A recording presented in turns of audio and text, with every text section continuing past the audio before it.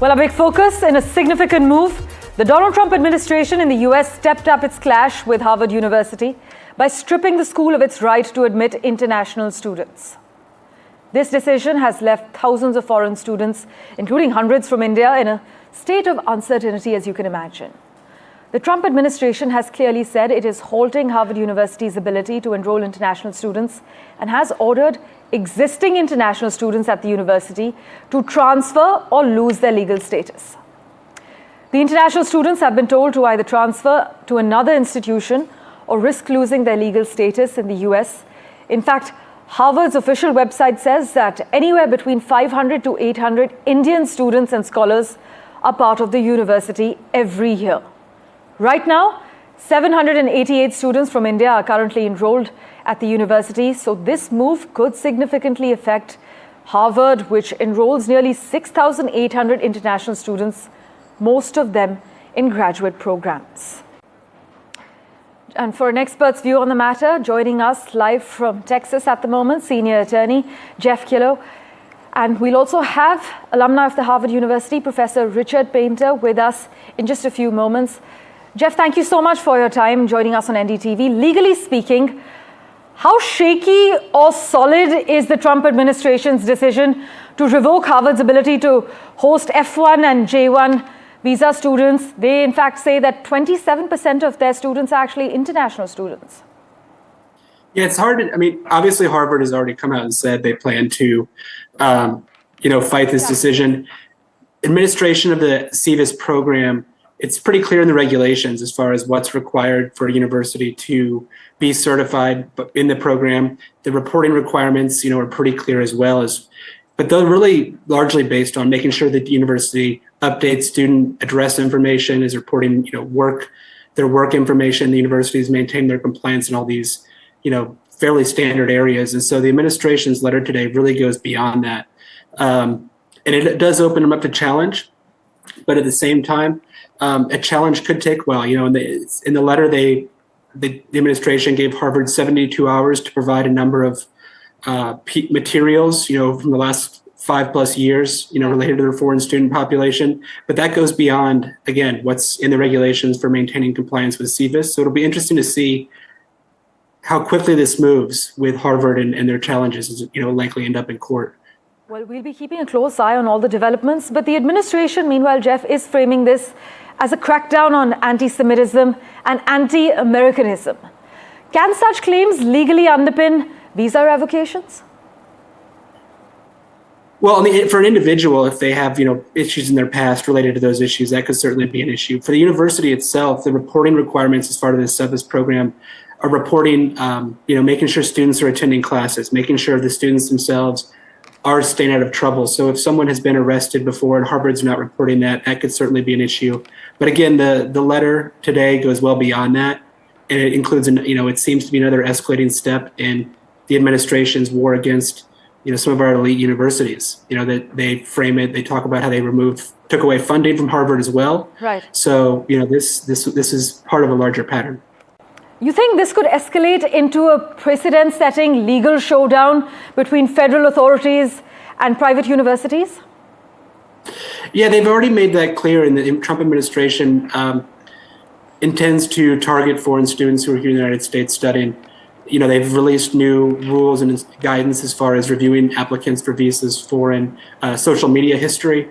They've also, over the past several months, there were, I think, around 5,000 foreign students who had their SEVIS records terminated on an individual basis. And so, that was actually enjoined in court today. But you've seen, this pattern of activity amping up the pressure on foreign students and the scrutiny that's being applied to foreign students. In some cases, it goes beyond, certainly individuals who are causing problems. There's, no need for that. But, it does appear people are being caught up, innocent people, who maybe don't have anything that would otherwise impact their immigration status. So, yeah, it is something that's part of a larger pattern with the administration. There's also talk, of other ways. It's not just people who are currently studying at these universities. Harvard graduates who may be working in the United States with employers, some of our largest, most important companies, who are working on their OPT. Those individuals are also impacted by the ruling, by the decision today. Right. Meanwhile, Secretary Noam says that Harvard's non-compliance with record requests has justified this entire move. But from a legal standpoint, does due process seem to have been followed? It's certainly going to be shaky, and obviously, Harvard's going to have, when it comes to due process arguments and those arguments, it's going to be, they're going to have some of the finest lawyers they can muster on the case. I will say, I think the challenge is going to be, there's in the CVS regulations, there's a process for removing school certifications. Typically this is done, universities have to be recertified on a rolling basis every few years. And so you do see, cases where universities may lose that certification. Typically it's certainly not an institute, as respected and prestigious as Harvard. It's maybe a university that isn't complying with the data keeping requirements, or, an institute like Trump University where it's not necessarily on the up and up. So, their actions certainly going to be challenged. The hard part is obviously for individuals who are there. You mentioned 800 or so Indian students. It's not going to resolve overnight. The administration is looking for a fight, it seems, and they're not going to. It's not going to be as simple as Harvard responding to the letter, providing the materials. Even if they do that, who knows what would happen to the SEVIS certification? Well, as we wrap, Jeff, then how strong would you say Harvard's legal position is if this ends up at an apex court, at the Supreme Court, and what timeline are we realistically looking at? I think obviously they've given Harvard 72 hours to provide additional documentation. There have been ongoing discussions, and I don't know the nature of those with the university. For those individuals who are impacted directly already, obviously, they will be needing to look for alternative ways to stay in the United States, whether it's obtaining some sort of visa or status through a spouse, or employment, or short-term visas or other options, in university settings. Because unless Harvard is certified to enroll students through SEVIS, they obviously won't be able to go back to Harvard. Right. Well, Jeff, thank you so much for joining us with the clarifications that we crucially needed at this point. We will, of course, revert to you for regular updates. Thank you. Wish it was on better news. Well, with that, let's turn our attention to the other big story we're tracking from the US. The man accused of fatally shooting 2 staff members of the Israeli embassy in Washington outside a Jewish museum told police after his arrest that he did it for Palestine and he did it for Gaza. This is what federal authorities have confirmed in announcing charges in the killings they called a targeted act of terrorism. The stunning attack prompted Israeli missions to beef up their security, also lower their flags to half-staff. And it came as Israel pursues another major offensive in the Gaza Strip in the war with Hamas that has heightened tensions across the Middle East and internationally, and that law enforcement officials have repeatedly warned could inspire violence in the US. We have reactions lined up for you from Netanyahu as well as an attorney. Listen in. Last night in Washington, something horrific happened.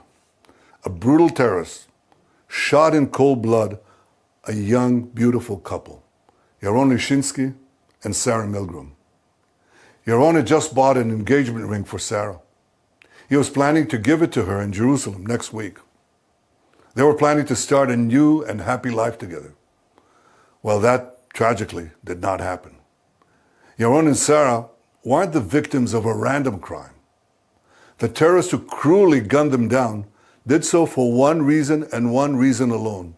He wanted to kill Jews. And as he was taken away, he chanted, "Free Palestine." This is exactly the same chant we heard on October 7th. The president and the attorney general have both indicated that, in cases where the death penalty is warranted and seems appropriate, we will use it. It's far too early to say whether that is the case, but this is a death penalty eligible case. Meanwhile, a woman was shot by CIA security after she drove up to a gate at the agency's headquarters and failed to stop. This is what reports state. The woman was taken to a medical facility with what law enforcement officials believed was a non-fatal gunshot wound to the upper body.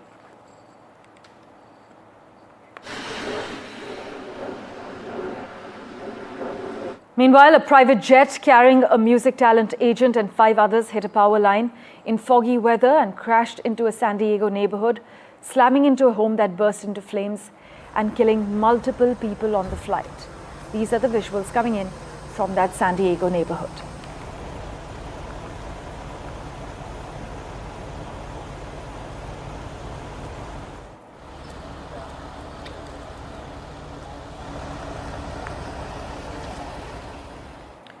With that, let's turn our attention to the other big story we're tracking on NDTV. The Republican-controlled U.S. House of Representatives has passed a sweeping tax and spending bill by a single vote, which would enact much of President Donald Trump's policy agenda and saddle the country with trillions of dollars more in debt. This bill would fulfill many of Trump's populist campaign pledges, delivering new tax breaks on tips and car loans and boosting spending on the military and border enforcement. It will add about $3.8 trillion to the federal government's $36.2 trillion in debt over the next decade. This is according to the nonpartisan Congressional Budget Office. But this 1,100-page bill would extend corporate and individual tax cuts passed in 2017 during Trump's first term in office, cancel many green energy incentives passed by Democratic former President Joe Biden, and also tighten eligibility for health and food programs for the poor. It doesn't end here. It would also fund Trump's crackdown on immigration, adding tens of thousands of border guards and creating the capacity to deport up to 1 million people each year. There'll be regulations on firearm silencers that'll be loosened, is what we're picking up on. But for further clarity and the key takeaways, let's take you straight across to New York. Peter Cardier joins us at the moment. Peter, while the U.S. House has narrowly passed this sweeping tax and spending package, it seems Wall Street is less enthusiastic about this so-called big, beautiful bill? Yeah, there's no question about it, and especially the bond market. You know, they're basically sending a loud message to Washington that they're not happy with this bill because it's going to add to the deficit in a fairly big way. And of course, we saw that with the markets yesterday and today as well. And so I think maybe when the Senate gets its hands on it, that they're going to have to make some adjustments and try to convince the bond markets that it's not all that negative as perception believes it is. Well, we'll of course wait for the Senate to get their hands on this bill and then look at it in greater detail. But thank you so much, Peter, as always, for joining us with those quick, crucial comments. Meanwhile, the Food and Drug Administration's Advisory Committee unanimously recommended that newest vaccines for COVID should be updated to target a variant of strains currently on the rise during a meeting, which was the first since the Trump administration took office. Now, this meeting actually focused on selecting a COVID strain to target in upcoming vaccines, as well as formalizing new FDA rules that limit vaccine access to Americans. Though it was intended to help advisors recommend strains for the upcoming year's booster shots to the FDA, this meeting came in the context of upheaval at the Federal Health Department as Trump 2.0 has taken charge. There we go. Breathe. Slipping into a very quick commercial break for now. Back in a moment with much more. Do stay tuned.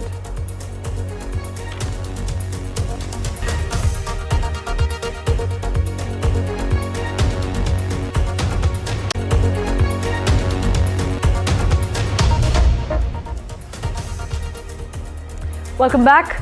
Well, Tata Group-owned Trent Limited and Bharat Electronics Limited, BEL, will be included in the 30-stock BSE Sensex index, replacing IndusInd Bank and Nestle India, as per the latest rebalancing announced by Asia Index Private Limited, which is a BSE Limited subsidiary. These changes will take effect from the start of trading on the 23rd of June 2025.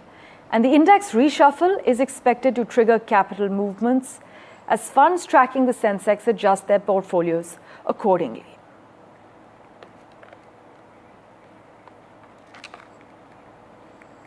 With that, let's turn our attention now to the United Kingdom, where long-term net migration to Britain actually fell by 50% in 2024. This is what official data indicates. as fewer people arrived on work and study visas following rule changes to cut the number of arrivals. A sharp and unprecedented fall in the UK's net migration has also reignited debate over the nation's identity, the economy and political direction. But this new data from the Office for National Statistics reveals that net migration dropped to 4,31,000 in 2024, nearly halving from 8,60,000 the previous year. So this 49.9% decline, to be precise, marks the steepest annual percentage drop since the pandemic and the largest numerical fall on record.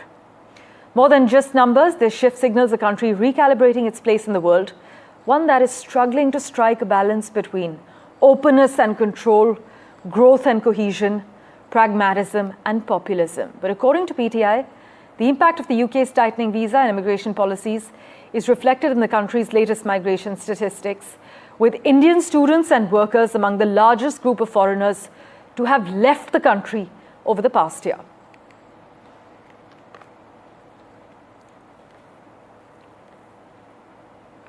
Switching tracks, well, the United States would bear legal responsibility in the event of an Israeli attack on Iranian nuclear facilities. This is what Foreign Minister Abbas Araghchi has clearly said, following a CNN report that Israel might be preparing strikes on Iran. Iran and the United States, Israel's closest ally, will hold a fifth round of nuclear talks today in Rome amid deep disagreement over uranium enrichment in Iran, which Washington says could lead to developing nuclear bombs. Iran, as we have covered, denies such intent.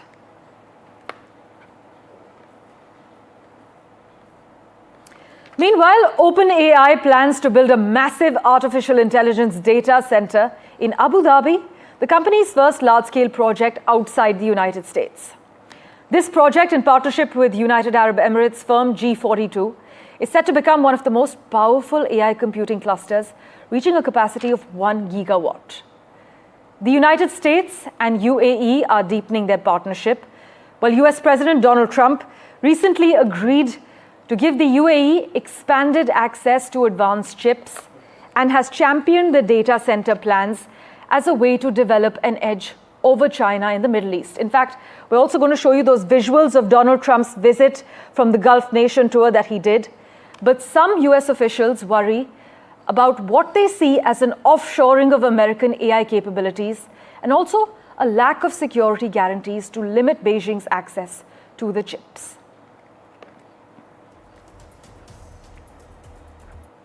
Meanwhile, Kim Kardashian has a big reason to celebrate. Well, the reality star revealed that she had graduated from her 4-year law office study program in a series of videos shared to her Instagram stories, and the program took Kim 6 years instead of 4 years to complete. She says it was due to COVID and work.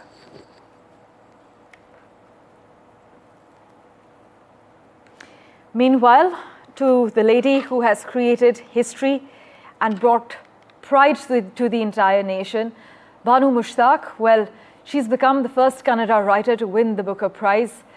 Heartlamp bags the International Booker Prize, as we covered. She spoke to NDTV World. Listen in.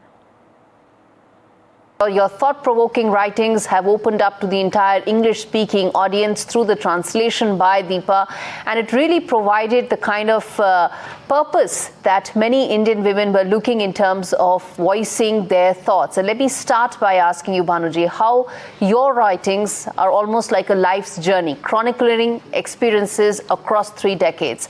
How do you feel when it struck a chord with a global audience? Yeah, I'm extremely happy. It's an incredible journey I have gone through, because all this started during 2022, when one of my story was translated by Deepa Bharti and submitted to a contest. It was once again the same process, long-listed, shortlisted, and it won the contest. The part of the package was one complete book of that author would be published in English. So afterwards, we could not stop the process. It went on, and it has landed in the Booker Prize Award. Indeed. Your writings, many feel, are actually a reflection of your personal experiences, isn't it? Of many women in Muslim societies, in patriarchal societies in India. What do you think the global English-speaking audience found most compelling in these experiences, in these stories? Yeah, global English audience, they were highly impressed by this characterization, the fiction, and the way of storytelling. They are impressed even by the style. They say it starts in an innocent way and gives an abrupt shock during the course of the story. And they are impressed by so many things that they discussed in my previous introductions with the press and the Booker Committee, jury's speech, everything. I have come to the conclusion that it is a new thing that they are going through, because the entire stories which are in Heartland, they are socially committed pieces of their lives. They are individual experiences which have been documented by me, but it's not a real. It is not only the real stories. They are not only the real experiences, but also it has grown in mind in a fiction, and it has come to this form which has been accepted by the global audience, and they are very happy. They are analyzing it, and they say this is not only it doesn't pertain only to Muslim women and only to South India. It has got universal quality. It can be applied to anywhere, wherever women are there.